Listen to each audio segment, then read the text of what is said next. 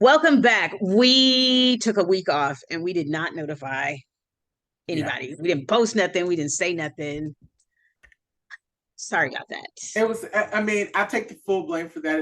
It was last minute. I thought that I would be in a space where I could record when I was out of town, and yeah, it was a family reunion, and Yeah, yeah, it that's just that's too wasn't. stressful. It was too much. I realized shortly before my leaving for my trip that it was too much going on for me to actually attempt to do that. So my apologies.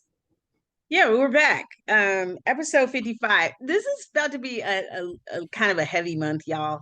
We are discussing death. These are one of the topics. You know how when you the etiquette, dinner etiquette, there are certain things you don't discuss at the table. So, Yes. that's politics, religion, death is one of Mhm. those things.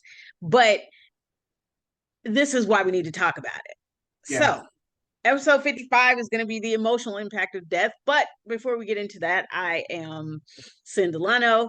It has been a week. It has been 2 weeks. A lot has been going on. I decided to bite the bullet and hire an attorney. So this is dreaded. I have tons of paperwork to fill out, and unlike the divorce paperwork, I have to fill this out and go get it notarized. So I'm not looking forward to this. I wasn't looking forward to that bill at all. Like, God damn it, child support. But hey, that's what my week has been consumed of. On top of that, mentally preparing to go see Beyonce on Friday. Um, Crystal, our great esthetician, like she asked me when I went, so do you have makeup on? I said, girl, no. That's me doing what you're not talking to, doing my skin. Right. But she was like, so are you excited? And I was like, yeah, I've been listening to the set list. And she was like, why are you listening to all the songs she go perform? You were surprised, and I was like, I have to be prepared so I know what she's singing, so I can sing along, and I can make sure I know all the right words, and I'm not just making shit up while I'm singing. So she called me a perfectionist because this whole week I had been really tapping into the set lists. But yes, that's been my week. Is my last 2 weeks have been talking to an attorney and listening to Beyonce. I mean, that's not bad. How about you? Hi, Who are I'm you? Tam. Uh, um, family reunion. Okay. Oh yes, let's talk about the family reunion. So, unfortunately, I can be honest now that it's over and say that I went into my family reunion with very low expectations, like super low expectations. Not because I didn't think it was going to come off like it was planned to. I just sometimes my family is really fickle about their participation. So it was more so about that kind of than anything else. But lots of people showed up. I met lots of family I didn't know that I had. It was pretty awesome. I had a good time. My best friend drove down from DC to be a part of the family reunion. I was surprised because I only gave him a 2 week notice, and yeah, he came. Him and Jonah came. Oh, So him and Jonah came down, and so now Jonah's taller than me. Um, wow. yeah, he plays travel baseball, and he doesn't play basketball and football anymore. He's solely focused on his baseball career. So the plan is that they're going to come to Atlanta, and we're going to go to a Braves game. So Fun. if your little one wants to go to a Braves game, let me know, and She when they does. come, we can all I'll take her. So Okay. because I know you don't do the sports ball thing like I I do. actually like baseball games. Okay, so we can all go if you want to go. Yeah, I'll go. So when I find out the date, I'll let you know. But yeah, so that's on deck. But coming back, there was bad weather Mm-hmm. And so I got stuck in Virginia for 2 extra days. That was that's never happened to me, and I would just like to say I've never had a big issue with Southwest, but I wanted them to count their days. When they canceled my original flight, put me on a later flight. That's fine. Put me on a later flight. Put me on a later connecting flight because where I'm from, Southwest doesn't fly directly there. I have to go to Baltimore first before I can either get to Atlanta or get to Norfolk. Fine. So when we get on the plane to leave, they tell us that we're going to be grounded for an hour. Well, grounding us for an hour makes me miss my connecting flight. So the guy comes on the speaker, says, if you have a connecting flight and you're headed to Detroit, Houston, or Atlanta, you're going to miss your connecting flight. But if you stay in Baltimore, they'll be sure to get you on something so that you can leave out. And I was like, we were already going to be getting there at like 10:30. And I was like, yeah, no. I looked at my sister. I said, get up. We getting off the plane. She was like, I was like, yeah. I said, because I'm not spending the night in the airport in Baltimore. We're just not going to do it. So I go off and I tell the guy my name or go to the lady to rebook my flight. And I was like, yeah. I was like, if we miss our connector, is there a flight that can get us out of Baltimore tonight? And she was like, no, you would just have to wait until 6 o'clock in the morning. And I said, are you guys offering any accommodations? And she was like, no. And I said, well, then just rebook us from here. And she was Offering like, me accommodations. Like because she what? was like, well, it would probably be better for you if you left from Baltimore. And I said, we don't, my sister was like, we don't know anybody in Baltimore. We're not sleeping inside the airport. I was like, this is my hometown. My parents live up the street. Just when do you have another flight leaving from here? Mm-hmm. And she was like, the only thing we have open is 6 o'clock, like 6 o'clock p.m. the next day. I said, that's fine. Got on the 6 o'clock plane, got to Baltimore, had a 2 hour layover, left Baltimore at 10 o'clock to get to Atlanta like after 11. But the funny thing was that when we got on the plane for Tuesday, our luggage could not get off. So my luggage got home before I did. So then when I landed Tuesday night, had to go to the Southwest office and stand in line to collect my luggage because it was already in Atlanta. And that should be taking so goddamn long. Yeah, it was just, I mean, it all worked out for the better in the end. Mm-hmm. But that was just how exhausting the start of my week was. Then to flow into me preparing to go see Beyonce also. Yes. And then getting home at the crack of dawn and then having someone fly in to come see Beyonce on Monday and their flight lands at 7:15 a.m. So needless to say, I'm tired and now my air conditioner is not working. You are the definition of hot girl. Yes, not purposefully. Definitely not purposefully. Oh my God. Well, also, what has been happening in the last 2 weeks is the great Naima, what's her last name? Cochran? Yes. The great Naima Cochran does this great music thing, music challenge where you can participate. And so this is the 50th year of hip hop. Hip hop Yes. has been alive for 50 years. So she's doing a music challenge, and I realized that I was listening, something came up in my shuffle, and I was like, I don't remember putting this in my liked songs, but it came up, and I think it came up because I had been listening to older hip hop. So we might as well get into what's in our speaker box. Yes, ma'am. Run DMC, Down with the King. Oh my God. I have been listening to that song maybe like every other day. Let me I'm tell you listening to this. it. I can say, I'm an old lady, that I have actually seen them perform live, and it's fucking amazing. When I was younger, it was probably the most amazing thing I've ever seen. So when I listen to that song, in my mind, I'm just like, I wish I could have seen them perform live. I also have been listening to that's what brought it up. I have been listening to Beastie Boys.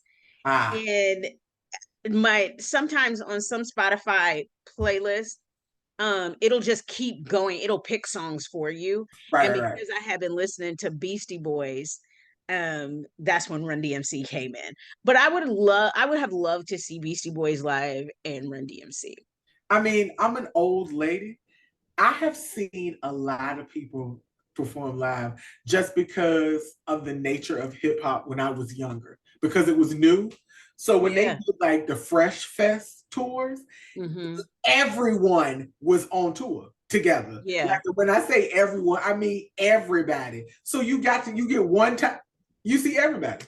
That would have been awesome. I wish, and now that's when I wish I had been your age Yeah, because I definitely would have been there. But I also Travis Scott had some new music come out, yeah. and he has a song with Beyonce. And let me tell you, I would have never in a million years imagined Beyonce do a song with Travis Scott. It just seems weird, right? Just because his music is just not Beyonce flowish. So when the song came on, I was like, who is this bitch that sound like Beyonce? I went and I said, look at these credits real quick because this girl sound way too much like Beyonce. And it was her. I was Now like, who is this bitch? this Now who is the is bitch that sound like Beyonce? I said, this is so fucking random. I just feel like Beyonce, sometimes in my mind, I feel like she just be bored and be like, let me just go hop on this track real quick. Like, I don't have nothing Exactly. else to do. Let me go do Exactly. this. That's no shade to Travis, because I love Travis Scott's music. Right. But his song, that wasn't the song that I was listening to. I was listening to I Know. But it's weird because in the song he says it like a definitive statement, but the it's titled with a question mark. I know. But he says it, I know, in the song. It's weird. Um Last but definitely not least, and this is super duper left from what I've been listening to. I don't know why, but I have had this on repeat. Rock the Casbah by the Clash. That is random as hell. Yeah, because it has nothing to do with hip hop, right? But I've been jamming out. That's been my shower music. Not Rock the Casbah. I am done. Yes. That's super random, Sunita. I know. Like, I be having my random listen, whenever I listen to the Renaissance album, mm-hmm. because for all intents and purposes, it's house music. Right. It be pulling in everything. It be pulling 80s music, it be pulling the 90s music, but it's always some relation to house or rock music. Right. Renaissance pulls it in. So I think that's how that came up. Even though Rock the Casbah was actually in my liked songs. And that hasn't cycled. In a long time. Yes. But once it did, I just put it on repeat and kept going. And when I be listening to that music, Logan be like, Because she's probably like, what the fuck is this? Like, excuse my language, but she's probably like, what is this miss? I have a whole 80s playlist that she doesn't really hear me listen to that because I listen to it like when I'm running errands and stuff or when I'm working. Right. Usually she hears me listen to like jazz because I listen to jazz when I'm cooking or of course hip hop and Mm-hmm. R&B. But I have a whole house playlist. She has access to it. I actually created it for her when she was little, but sometimes she's like, you listen to this? And it's just like, stop acting like you discovered this, Christopher Columbus, the children. What have you been listening Always the to? children. Um, uh, good old Tony Braxton. He wasn't man enough for me. Again, I told this story to Sunita, so I'll tell it to you guys that I was listening to a Tony Braxton tune coming home from Beyonce, and I realized that I'm not a Toni Braxton fan. And not that I dislike Toni Braxton, but you never gonna hear me run up and be like, play that Toni Braxton. I'm never gonna say that. Just not gonna happen. So that became a part of the conversation, and that particular song became a part of the conversation. So I listened to He Wasn't Man Enough for Me. And I don't know. I think that's even though it's one of her most popular songs, I think it's one of my least favorite songs by her. Just, topic. Anyway. Also, because it's the 50th anniversary of hip hop, Nas featuring Lauryn Hill, If I Ruled the World. They actually had the 50th anniversary hip hop concert, and Nas performed, and Lauryn Hill actually came out and performed with him, and then did a couple of her own tunes. So for people who've never seen Lauryn Hill in her heyday, I actually got to see her when she went on the Miseducation tour, and Outkast was her opening act when I saw that. So that was a million years ago, but I'm glad that people get to see that side of Lauryn when she's really performing, not when she's 3 hours late and y'all ready to go at 11:30. And the last song is because I don't watch Euphoria. Mm-hmm. I don't know who Dominic Fike is, but I only know him because I listen to a pop station every morning before I go to work, and they play this song called Mona Lisa, and I freaking love the damn song. And then they were like, it's by Dominic Fike. He's a great actor. And I was like, actor? Because I don't know who he is at all. But it's such a cute little poppy song. I like it. I think that you all will like it. So check out Mona Lisa. It's cute. I think you'll enjoy. That whole soundtrack is fire, though. Yeah, I had, but they always have fire soundtracks to it. It's on the soundtrack. I didn't say that. It's on the soundtrack to Spider-Man, the Spider-Verse. And so Metro Boomin did that. Yeah, so I mean, the soundtrack to the first Spider-Man, and the Spider-Man was really good, and this one was really good too. So yeah, they knocked it out the park with the soundtracks. At least they're making good soundtracks for movies. And the music from the soundtrack is in the movie. Because sometimes they make soundtracks and they would have songs on it and be like, that didn't play in the movie. You know who has a great soundtrack for all three movies? And I'm waiting to get now it's out, so I can get all three on vinyl. Guardians of the Galaxy. Oh yeah. It's old music, but it's so good. They always had good songs in Guardians of the Galaxy. Mm-hmm. I saw that the third one is on Disney Plus, so I might rewatch it. Oh yeah. That's I have put Ragnarok on pause. Yeah. And now I do Guardians of the Galaxy to put me to sleep at night. Yeah, I was doing the timeline again, so I'm up to Thor Dark World. And this time I'm doing it with the little agent moments in between. So if you look on, they have the timeline order where you can watch it. They have all of them now that they have the Spider-Man movies. They have all of them in there. I'm gonna go do it. Yeah, it's gonna take a while, but I'm gonna. The first time I did it, it didn't have the Spider-Mans in it, and it took me about 2.5 weeks. Mm-hmm. Because we have things to do. We have lives. Yeah. So, but I'm taking my time now watching them. Mm-hmm. So it's not like I'm not doing it every day. I'm doing it like every other day or every couple of days. I'll watch a movie. So yeah. That's great. The Ghetto. It's planet Earth is the ghetto. The world is a fucking ghetto.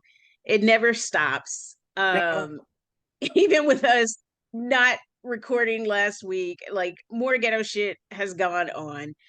I want to say this quick thing before I get into the real ghetto. It's super ghetto that we had everything. We've become a very digital world. Analog is out the door for the most part. But the thing that bothers me is you the entire world is pushing digital, digital, digital, and there's Mhm. no backup when things crash. Correct. So, number one of my ghetto things was lightning struck in the vicinity of the Mercedes-Benz Stadium Friday, and all of the machines to let us in with a Ticketmaster scan went completely down. So we had to stand in 90 plus degree Georgia weather for over an hour waiting for things to be rebooted so we could get inside. No, Ghetto. no. Fucking ghetto as shit. Okay. Second ghetto thing. When I was in Oakland, I was part of this California women's mental health advocacy thing. And they were funded through Los Angeles County, I believe.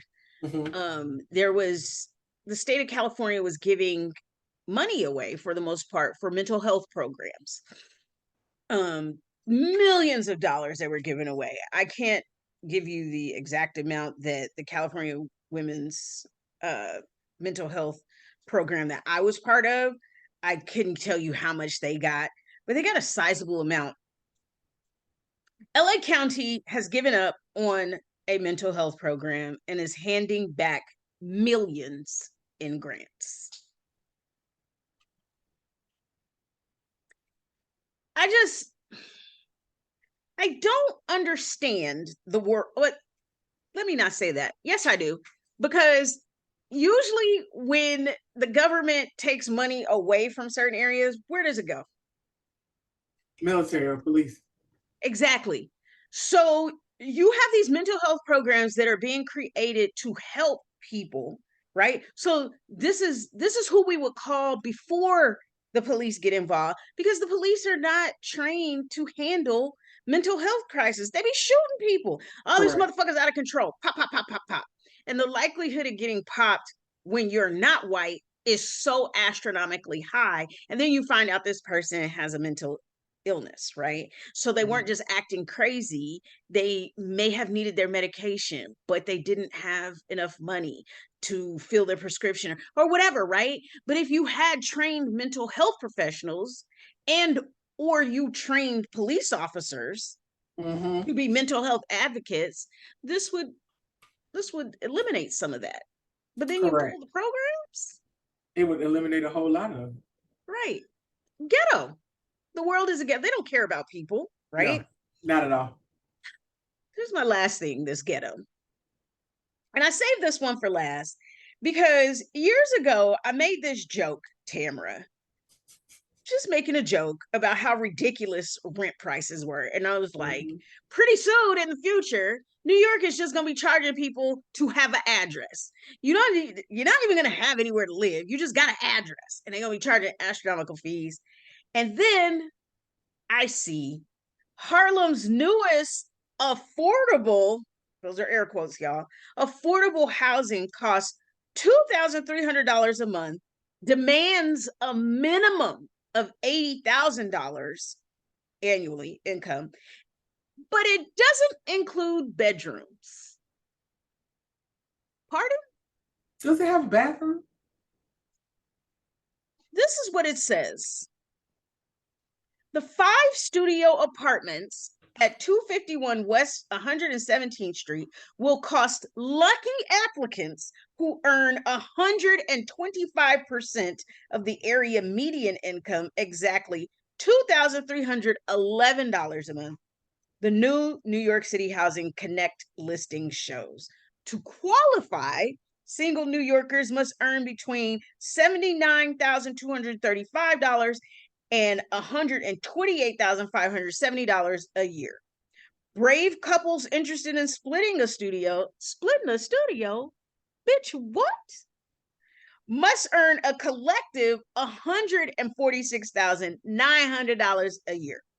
Oh, and expect to pay your own electric bill or go without a stove. Why is a stove not included in an apartment that costs $2,300 a fucking month? Mm-mm. You can't be serious. Tenant is responsible for electricity, which includes the electric stuff. You doing me a favor, bitch? The I stove can't. is I supposed to can't. come I with it. can't. I cannot. I cannot. That's like you saying, you have to pay for your windows too. It don't come with the fucking apartment. I, Apartment includes, these are the amenities: an in-unit dishwasher. Amenities means plural. This is the only thing you gonna list. There's a gym, rooftop terrace, virtual doorman. I can't even get a real concierge in this bitch. Laundry and storage. But I ain't got no bedroom. no. I just got a square of space for $2,300 a month. Nope. What? This is up there, ghetto. But the crazy thing is, and this is the people who move into these places, I'm not saying those people are ghetto. I'm not. No. I'm saying the motherfuckers who are allowed to do this and the motherfuckers who are allowing them to do this, you motherfuckers are criminals. You're Straight criminals. criminals. This That's is crazy to me. this is not affordable housing anywhere in the fucking world. That's This I is was like, not. I was like, affordable to who? Because when they say that, I'm always like, who are we referring to? Listen, I'm not proud of the rent that I pay, but because this world is a ghetto, Tamara, yeah, they can charge me racks, thousands of dollars for rent, but they won't let me buy a house. I have Right. proof. That's why I said it. I don't understand it. So who is it affordable for? Raccoons and hyenas? Like who?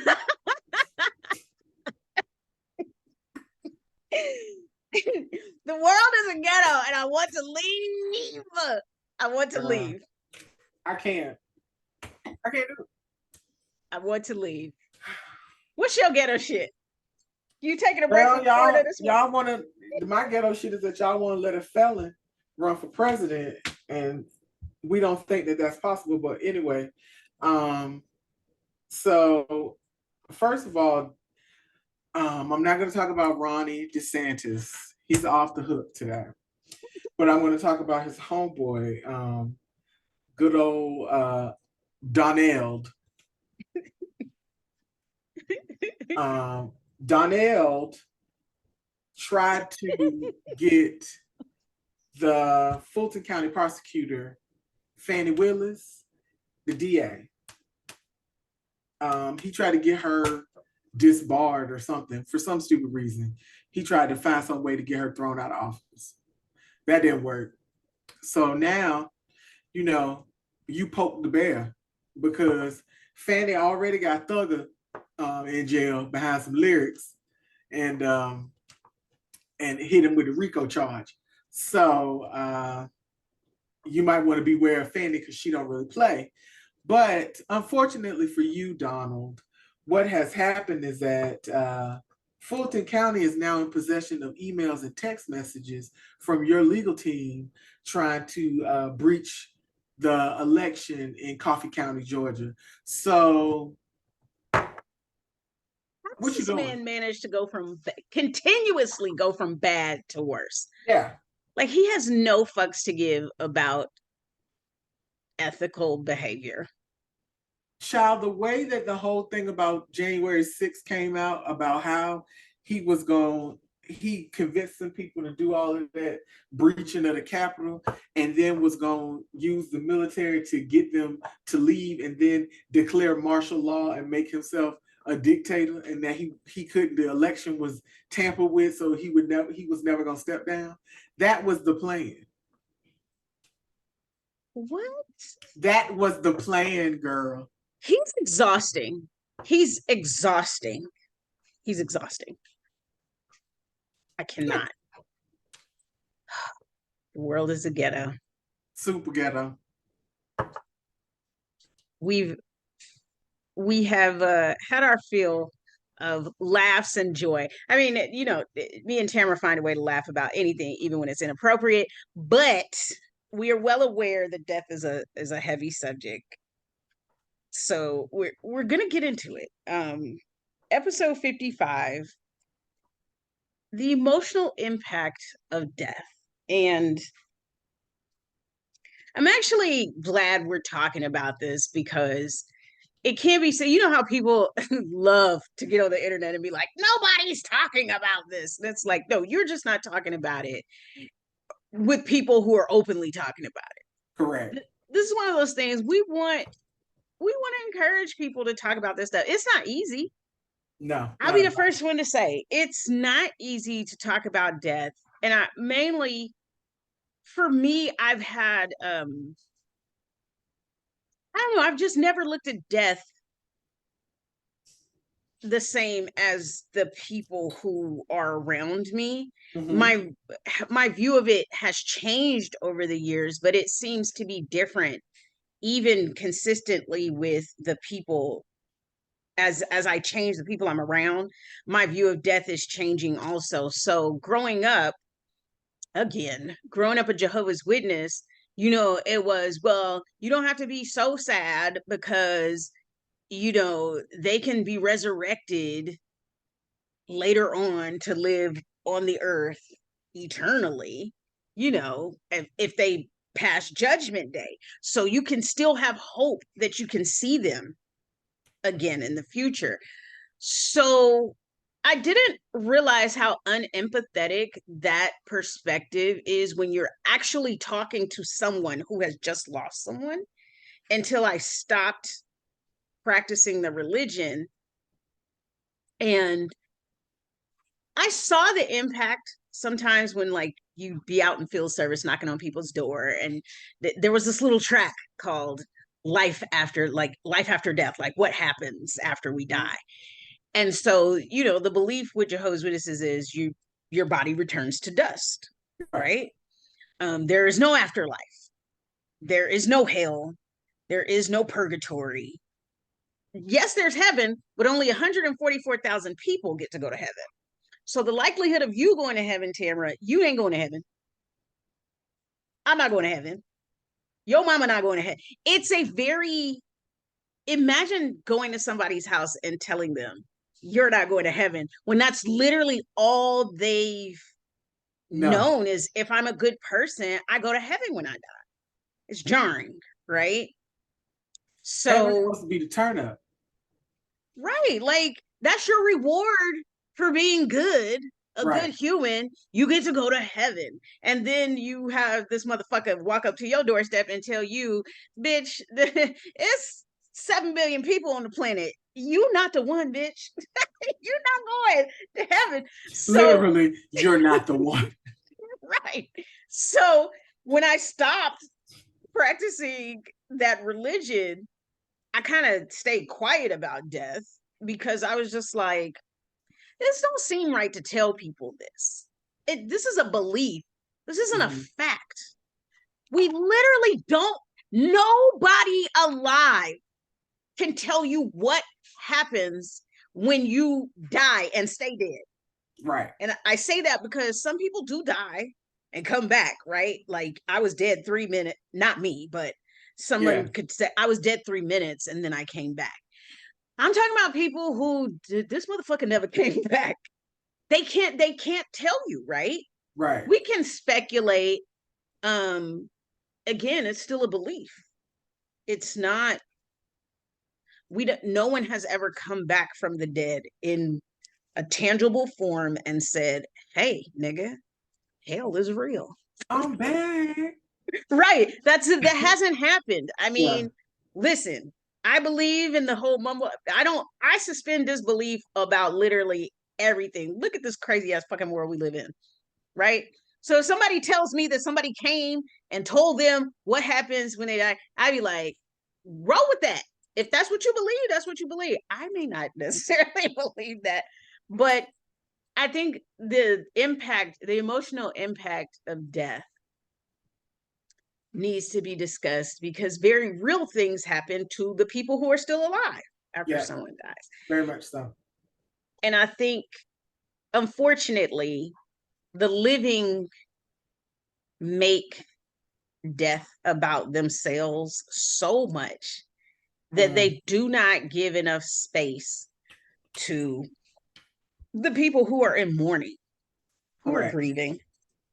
When my dad died, you'd be, no, you wouldn't, Tamara. You wouldn't be amazed because people would be peopling. But Right. so many people made it about themselves. They did not hold space for me to feel what I felt. Right. They legit would put themselves at the forefront of everything as if how they felt about my father's passing was more important. I just, I'm a firm believer, and you've heard me say this, that if you say something out loud to yourself before you say it to the person, sometimes you realize that what you're saying is not the right thing to say, nor does it make any sense. So I feel like in these situations, if you say these things to yourself before you say it to someone who's grieving, you would be like, that is the craziest shit ever. I should have never said that. Like, you know what I'm saying? Like, I shouldn't say that, or it doesn't make what I want to say doesn't make any sense, or what I'm saying is centering me in her grief. So, this is my tip to you all who don't know what to say when you're dealing with someone who is grieving. Say it to yourself out loud. Don't just say it in your head, because in your head it still sounds right. Say it out loud and then Asking people to think before analyze they that. speak. Yeah, I know that's a lot. That's a lot, but hey, I it, it's kind of one of those things.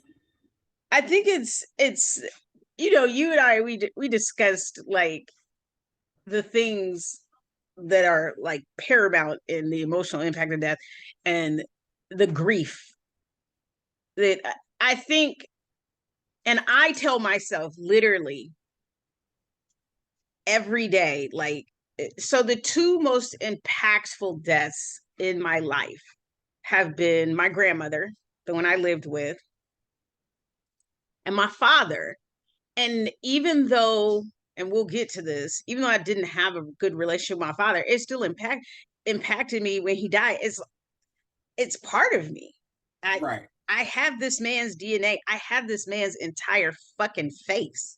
You Mm-hmm. know what I'm saying? Like, I have part of his personality. So regardless of us getting along, buddy buddy, um, I'm still greatly impacted by it. Like, every day I see something that reminds me of my grandmother or my father. And I don't necessarily want to be reminded of him, Right. but I am. But it's like, I know we get these messages from people who are very positive, like, you matter, Sunita, you matter. Nobody gives a fuck that I'm still grieving. Nobody. Right. And when I say that, I'm not being unkind. I'm not like, you don't wake up, Tamara, and be like, I wonder how Sunita is feeling today because her dad doesn't exist anymore. And I Right. don't fault anybody for that because why would you be thinking about my fucking dad? It's not your daddy, right? Right. But I am very cognizant of you losing your father. And I am Yes. cognizant of that because I do understand the relationship that you had with your father was significant and very much complicated. You know what I'm saying? Yes. So when I'm asking you, like, how are you today? I'm encompassing in my mind, she can hit me with a whole lot of shit, but I understand why she can hit me with, you understand what I'm saying? Like, I understand Yes. why you would be able to hit me with a whole lot of shit because I know what kind of has gone on. So I feel like, again, I had the conversation today about you can't call everybody friend, and most of This is my true. friend circle is probably my real friend circle is probably really small, much smaller than what people think it is. Yeah. Um, but I think that the people that know you well kind of can gauge that. People who claim to know you but don't really know you don't, they will fuck it up every time. I'm just saying. Listen, there are people, excuse me, there are people who I grew up with. I was best friends with them when I was younger. And when my dad passed away, they called and they literally went on a tirade about this has hit me so hard because I grew up with you and I knew your dad really well, and it was like, what? Like, where is the empathy for the person who's alive? Like, this nigga's dead, right? But here's Right. the other thing with support and grief is, for the people who do know that I did not have a good relationship with my dad, they have no empathy for me. It's very weird. It's like, well, she didn't give a fuck about her dad, so I don't have to say nothing to her. And it's like, yeah, It was still your daddy. Like I don't right, still my dad. like, like I like It's kind of like, and I'm gonna and get this. I know I'm sitting here and I'm making all these faces, and people who are listening can't see this, so people who are watching video can see me hand gestures and faces that I'm making. But it doesn't lessen the fact that still was your father. Like that. I He was still just, have to grieve like yes. everybody else. There's still mourning. There's a ton of conversations I didn't get to have with my dad. I will never have with him now. And for the people who are like really religious and juju, they're like, you could still talk to your father if you wanted to. And it's like, fuck you, and I'm gonna punch you in the goddamn face. Like, it's not that simple. It's not. The You spoke about the deadlines on grief. Mm-hmm. My dad's been dead, what, 2.5 years now? Yeah. But that's the thing, is that there are no deadlines on grief, and I want for society as a whole to stop putting deadlines on grief, like because they don't really exist. Because somebody who loses a parent has lost a parent. Like Mm-hmm. that person is no longer there for them in the capacity that they were when they were alive and on this green earth. um so to say that that person's life is forever impacted moving forward by the death of this person. So for you to be like, well, I mean, her mama been dead 20 years, what the fuck does that mean? So Has your mom been dead 20 years? You know what that fucking feels like like? when I hear people say stuff like, I mean, when he died, like it was like 5 years ago. Like, okay, what that mean? What does that mean to me? What are you saying? It's a very weird thing too, because we hear these stories all the time about older people who pass away and then Mm-hmm. their mate follows like Right. immediately if they've been together for a long time. So for anyone who doesn't know, my parents have been together since they were 16 years old. My dad died, he was 64. They got married at 18. So, on top of this, and I know there's some people who think they're mentally high and mighty and just like, well, if you choose to worry about it, that's on you. Anxiety is not real. Fuck you, and fuck you.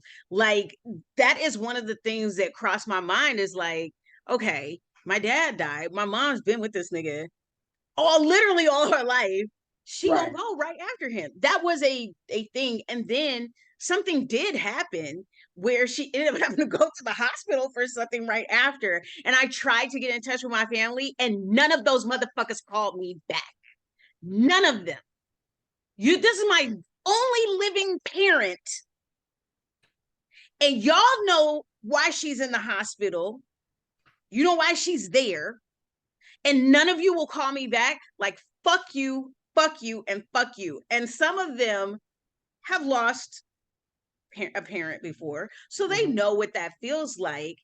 But for whatever reason, like, it's weird because when you lose people, family is sometimes the worst Yes. about communication, the absolute fucking worst. So it makes the grieving process even more difficult because you realize very quickly grief is a thing you experience mostly by yourself. Yeah, it is. I mean, and I think that you experience it by yourself. And it's one of those things that because it's so different for everyone, Mm-hmm. that it's a very lonely process. Yeah, it is. And sometimes when you don't feel like you have an outlet, it can eat you up. Mm-hmm. I mean, I can honestly say to this day, And LeBron's been dead for a bit of time now, 4 or 5 years, something like that, about 4 or 5 years. That I still don't think I've totally grieved the situation.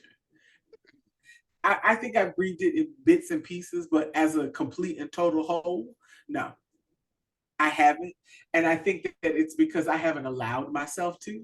Yes. I haven't, and I feel like I haven't allowed myself to because I feel like, honestly, it would take me out. But this is where I think this is important for us to talk about the support. Right. When someone passes away and you have a support, it's weird because we get all this information that says ask for what you need, and in this instance I couldn't tell you, like, excuse me, Question. thank you, I could tell you I would like to, if I'm going to talk to someone about death, Right. I would like it to be somebody who's going to be responsive. Correct. Usually anytime I bring up my dad, is radio silence. It doesn't matter who I talk to. Like, we're actually having a conversation here on this podcast, Tamara. So there's back and forth, right? Right. But if I start talking about my dad and how I feel, it doesn't matter. The people who are just like, Sunita, I'm here for you if you want to talk about your dad. It is literally like a fucking cricket symphony. That doesn't make a grieving person feel better. No, it I don't doesn't. want you can't solve grief. Right. It's something you have to go through, right? But to be completely silent while someone who's grieving is talking to you, like, what do you think that you're doing? It's weird because I get that a lot of people are in the I don't know what to, you hear that I just don't know what to say. Well, sometimes you don't say nothing, sometimes you listen, but you don't, when they're talking to you, you don't go mute. Like, if you're having a conversation, like, you still have to respond in those conversations, even though you may be there just to listen to your friend, you have to still communicate. Yes. And I think that people don't that's the point that they miss. That's the part that they miss all the time, is that, no, you might not have the right words to say, but sometimes your friend in their grieving moment, they need to dump on, and I mean, and if you're volunteering for the dump, and I'm not saying like it's as a bad thing, but like in that moment, if you volunteer for it, you have to accept it wholly, which means you have to give some feedback in the conversation. You're just not sitting there. That, or the experience. You're aware of this experience when someone had lost their father. Actually, I have several friends whose fathers have passed away. So it wasn't like I didn't have a pool, to like a resource pool to, right. And I actually asked, like, if I'm having a tough day, can I talk to you about this? And those people said yes. And I tested it out. And there are a few that I trust them implicitly, right. to communicate with me. They don't live here though. Right. So it's one of those types of things you don't, as you get older, you really begin to value people differently, because touch is so important in our life. And I think we take it for granted because we have tons of ways to access people, but it's all digitally.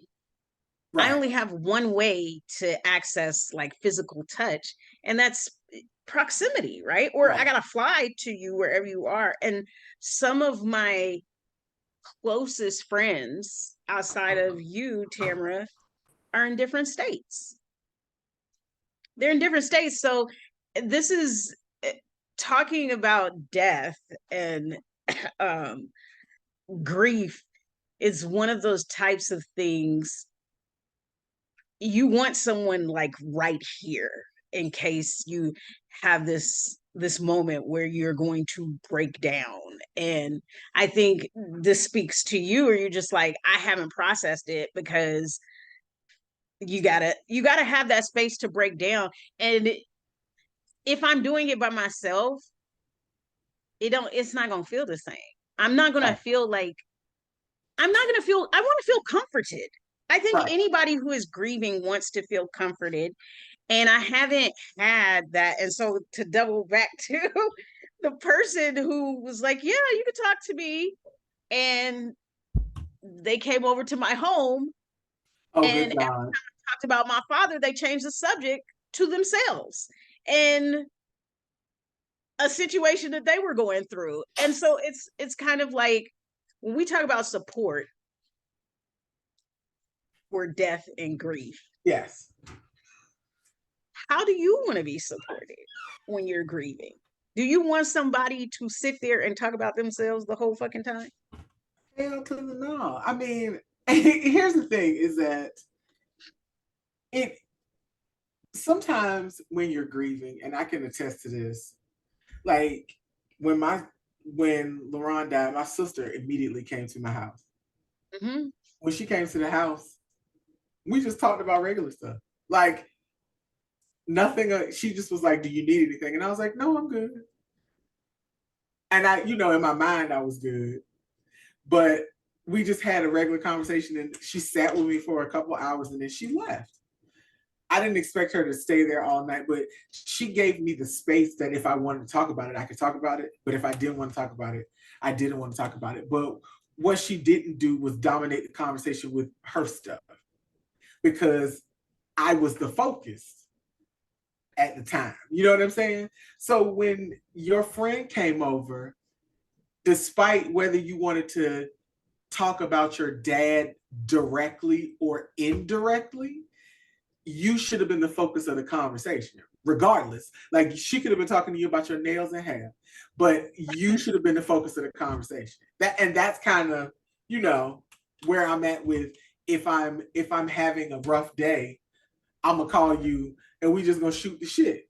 Now, I may be on the inside dying and I may never tell you what the fuck I'm dying about, but I'm comforted in conversation because I'm the focus of the conversation because I called you and said, I am having a rough, today is bad.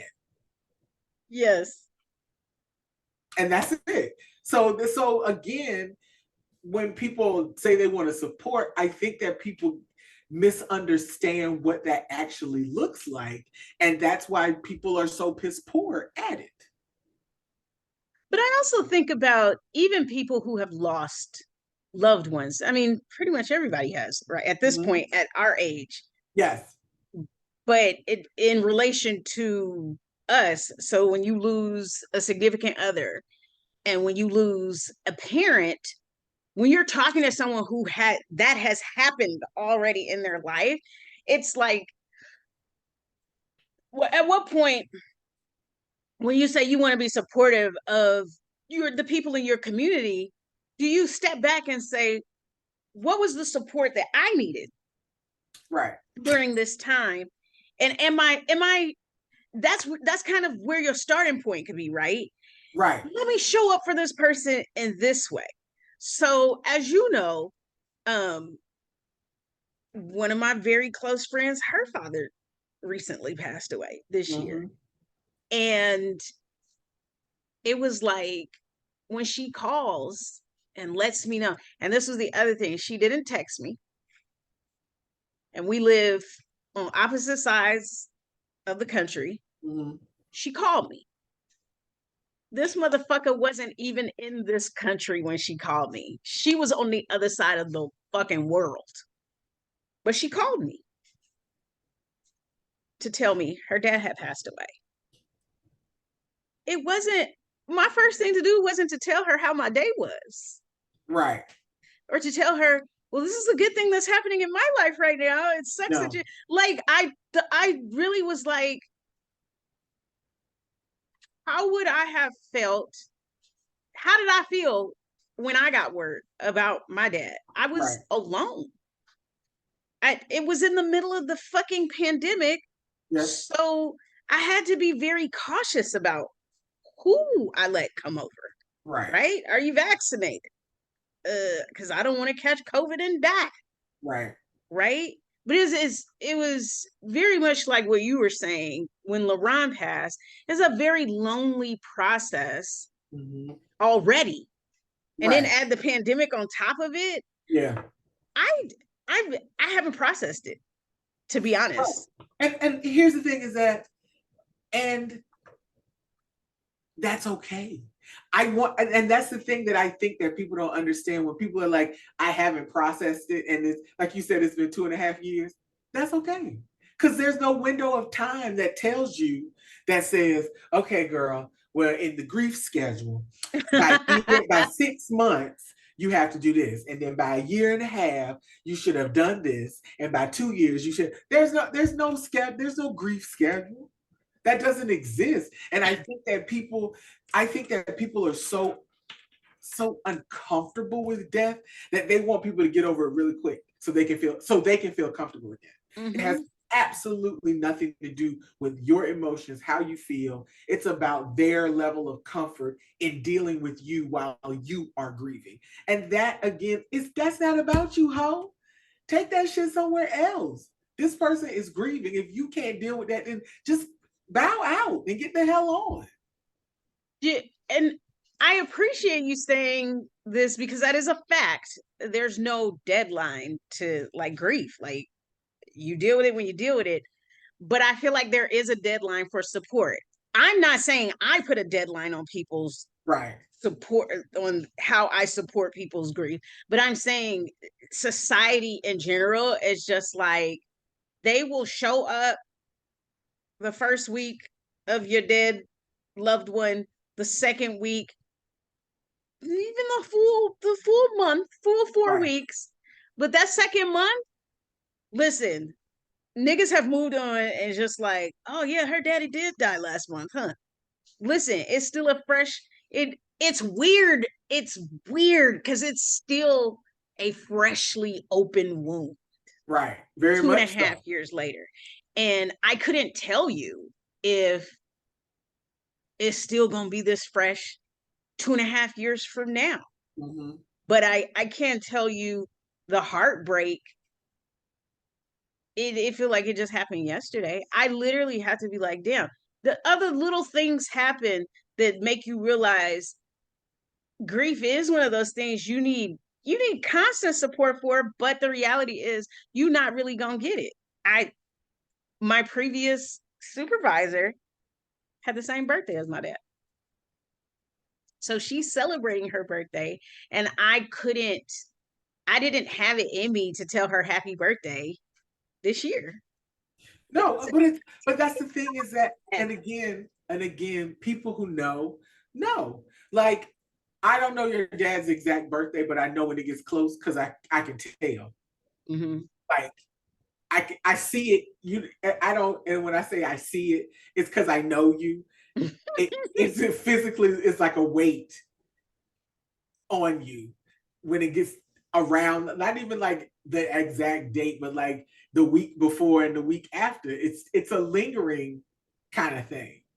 And so, like, I think that people that know you well, that care about you, will understand that.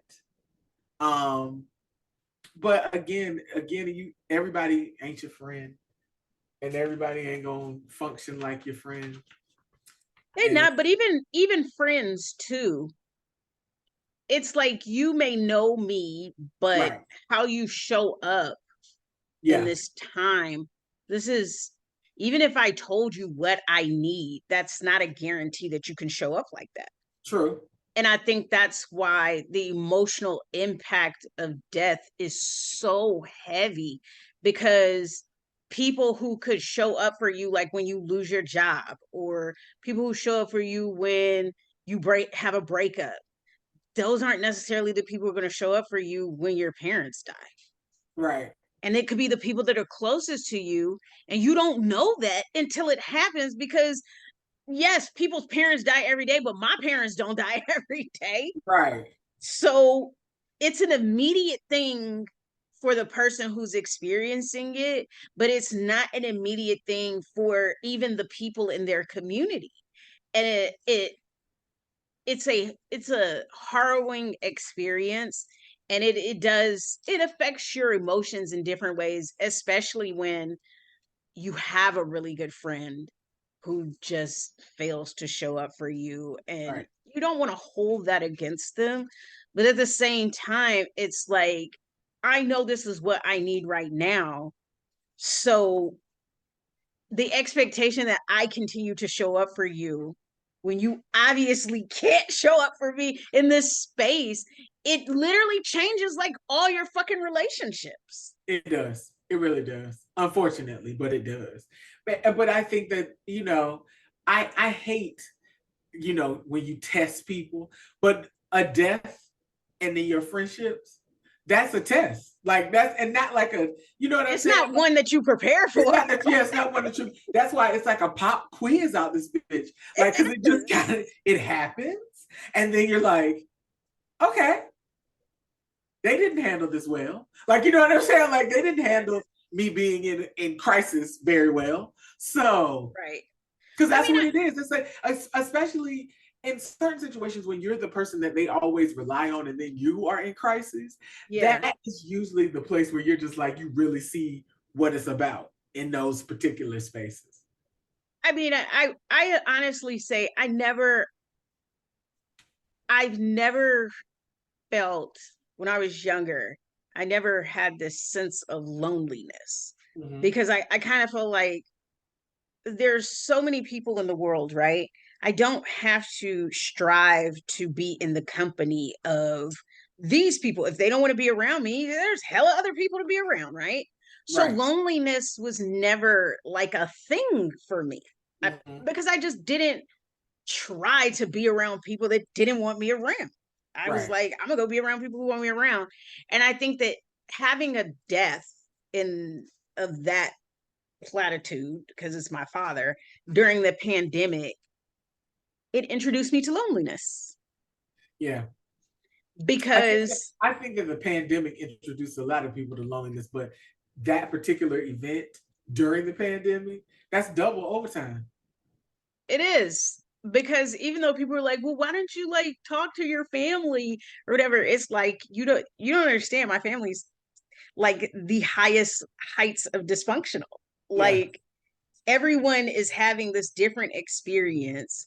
And because I didn't have a good relationship with my father before he deceased, when he was dying, I if I'm going to talk to my family and they're experiencing their grief and their mourning, we're clashing a lot of times. Right. My mother, we had our little kiki sessions where we was like, this nigga ain't shit. But then she would go into her mode of, I miss my husband. I love him so much. I'm not there. Right. Right. Right. Like, so, but I can't sour her mourning Right. with my feelings, right? Right. But then you'd have family members who are just like, Sunita, you should let that go because he's dead now. Like, fuck you, and fuck you. Like, don't do that to people Yeah. because you don't. People don't get to dictate that for you.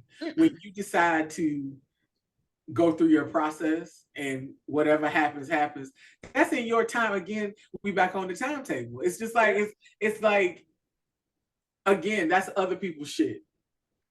It is. This is other people's shit.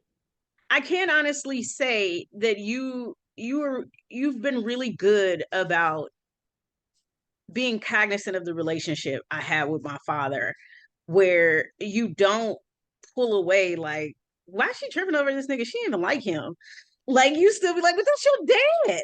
Yeah, like, But because here's the thing is that what people have to understand in the dynamic of the relationship with your father, you had a great love for your father when you were a kid. oh yeah, That I did. that doesn't go away, nigga. As much as you And that's disliked what him as makes an this adult, hard. as much as you disliked him as an adult, little girl Sunita still loved that nigga. So Yes. that's why I said it's very, your relationship with your dad is very complicated. And people need to be cognizant of that before they start telling you, well, just get over it. You ain't even like that nigga. He was her father, y'all. Y'all have to understand that when kids are kids, they grow a sentiment of their parent over time, but they still are a child. There's still a child in them that longs for that relationship they had when they were a child.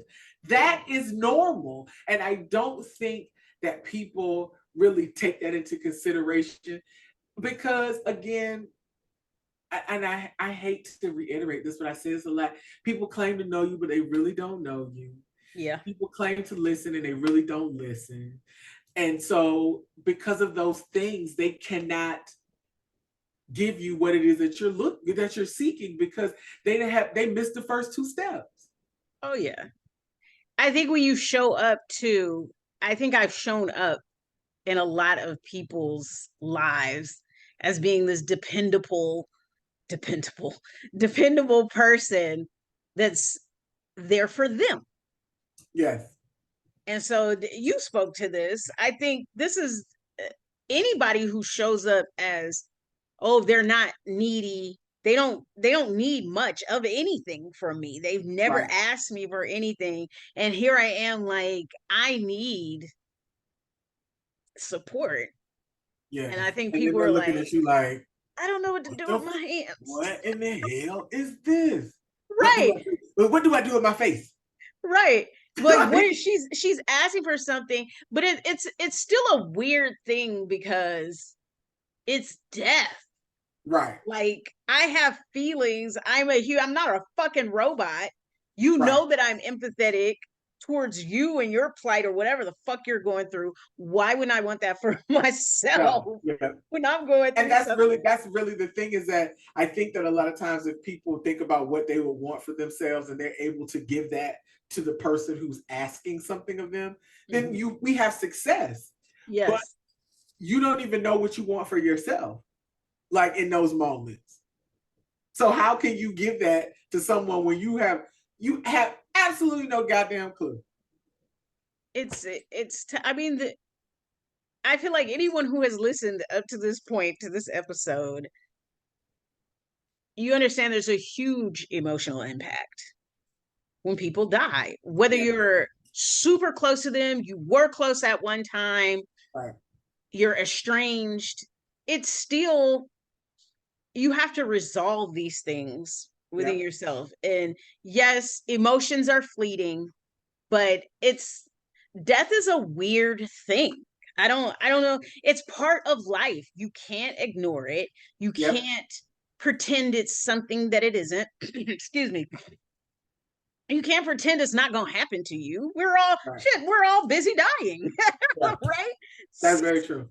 It's like when it hits you, you can't imagine how it's going to make you feel. So if I feel this way about somebody that I was estranged from, think about how much you love your parents and you are in constant communication with them. And just the idea, I think I was talking to Nisha one time and I was like, can you imagine not having Judy? Child. And she Again, was like, you would have to come pick us both up off the floor. she said, I don't even think about that. That's never even crossed my mind. Yes, that's what I'm saying. Like I think that things like that for me in the relationship I have with my mother until she got sick, Mhm.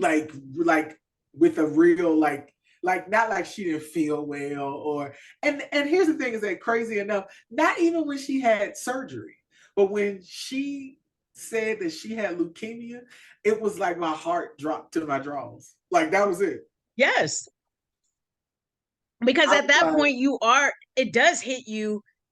She could not be here tomorrow, yep, but you're actually very close to your mother. You speak yeah, to her, and that's because you're my friend and you know me. You know, there was a time when I used to talk to my dad every day. every day. Yeah. My mom used to be jealous because she was like, she don't call me every day because I don't want to talk to you every day.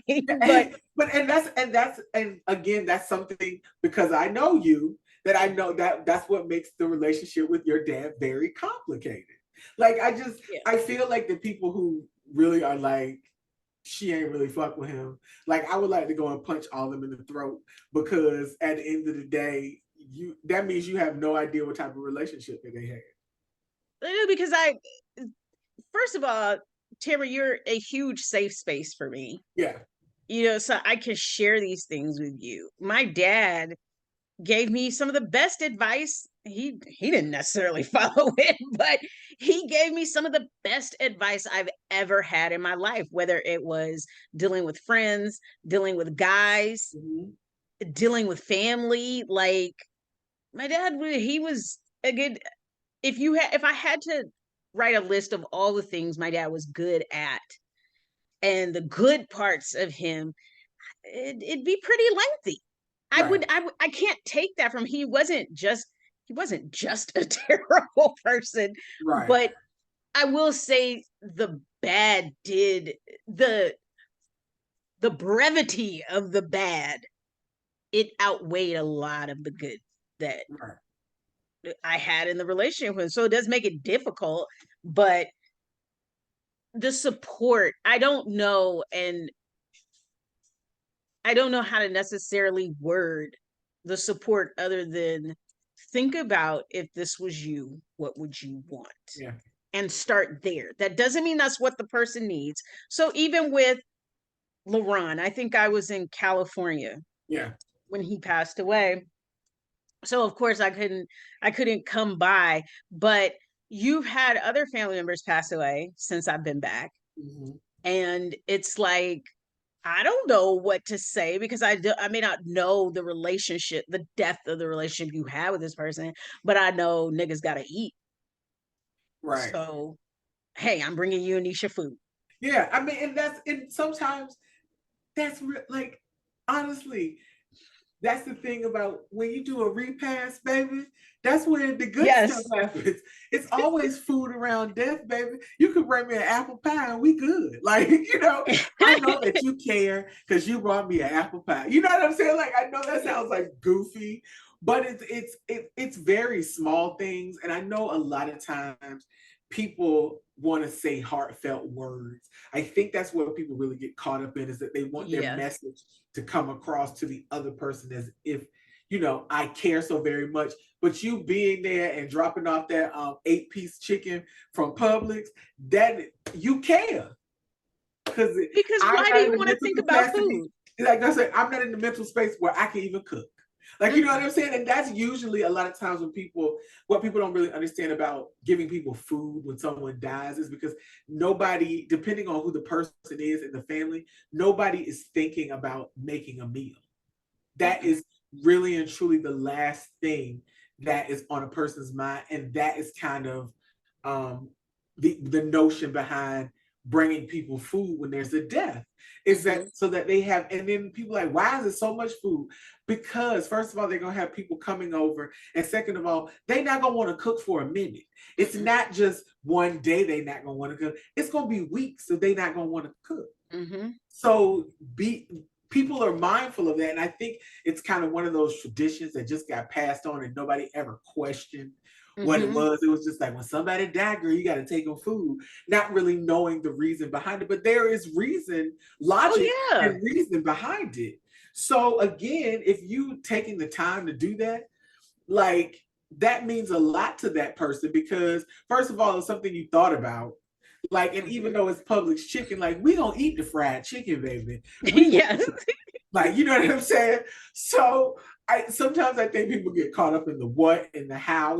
It's a lot of times I I know how much you hate cliches, but little things go a long way in No, these they types do. in these types of situations. Very small gestures mean a whole lot. And I think that people overthink the entire thing. They just overthink the entire thing.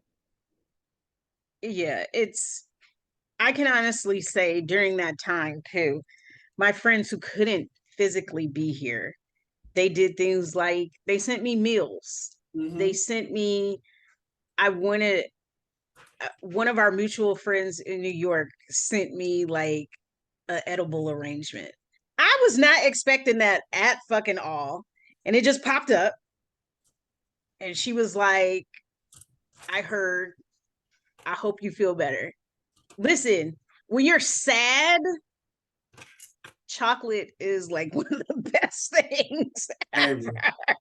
talk So about dopamine. it's me, and then and my brain it does mathematical things all the time. So she has sent all of these chocolate covered strawberries, And I'm just like, this was not cheap. Girl, I anything fucked from them edible strawberries. ranges is not cheap because I've No, bought it before. I fucked them shits up. Yes. Some of my friends sent me DoorDash and Grubhub certificates, digital ones, and that helped me feed Logan. I want to say 2-3 weeks. So Right. I And wasn't that's cooking. yeah, and that's the thing is that like I know that I called you and I was like, what do y'all want for dinner? Yep. Like Yes. just because those are the things that you kind of, know that you can do in that time. Like I said, I just think that in the, being in the emotional effect of grief or death, I should say, is huge on people. But I think we as humans, again, we overthink the whole process. And if we just come in very simple instead of just to our friend or whoever is grieving, we come in very low key to the situation. We can do a lot with the low key versus trying to do something grand to show how much we care. Oh, yeah. And I think as we wrap this up, when we talk about there's no deadline on grief, because my dad passed away during the pandemic, it would, if it hadn't been a pandemic, I think people would have just shown up. Like, I'm coming over, Syn. But because there's no deadline on grief, I mean, yes, the pandemic's still going on, but people are still going in and out of people's house now. And it's because people have a timeline on support. It would be weird and awkward for me to be like, hey, can you come sit with me? Because I'm having a bad day. I'm thinking about my dad. The amount of people who would just do that now, I I think you would do it, Tamara, but I don't think anybody else would, to be honest. I don't. Because even though people know that grief is like grief is like healing, it's a lifelong thing for some people. It's And they, ongoing. yeah, they acknowledge that. They still be like, didn't her dad die 2.5 years ago? Like, why she want me to come over now? So I feel like those are some of the things we should think about when we think about the emotional impact of death.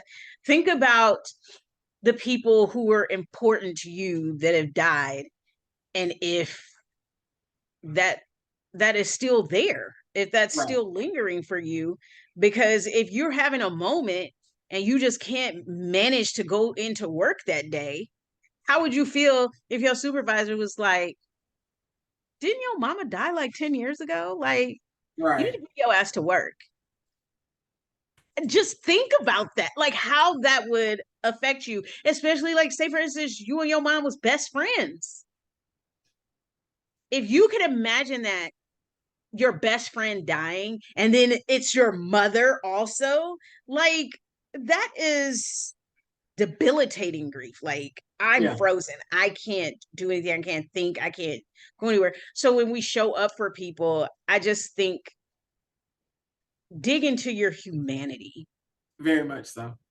I feel like that is an ongoing theme because I feel like we always focus on people. Kindness and humanity Yeah, are have been central focused to almost everything that we kind of talk about. Like that's the basis of it all. So it is.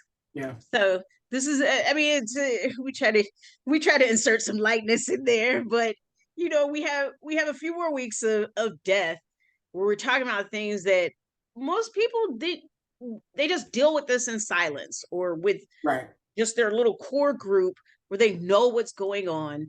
But I feel like if we are really about community, we'll talk about these things more openly so we know how to approach these things. So it's not this taboo thing of, well, I didn't know what to say to her, so I didn't say anything. Like, Right.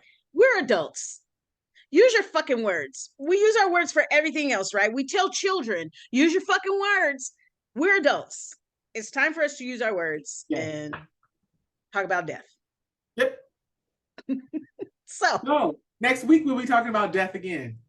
yes, but this time, I guess we could kind of give you the preview finances and death, because death Yes. is a very expensive thing.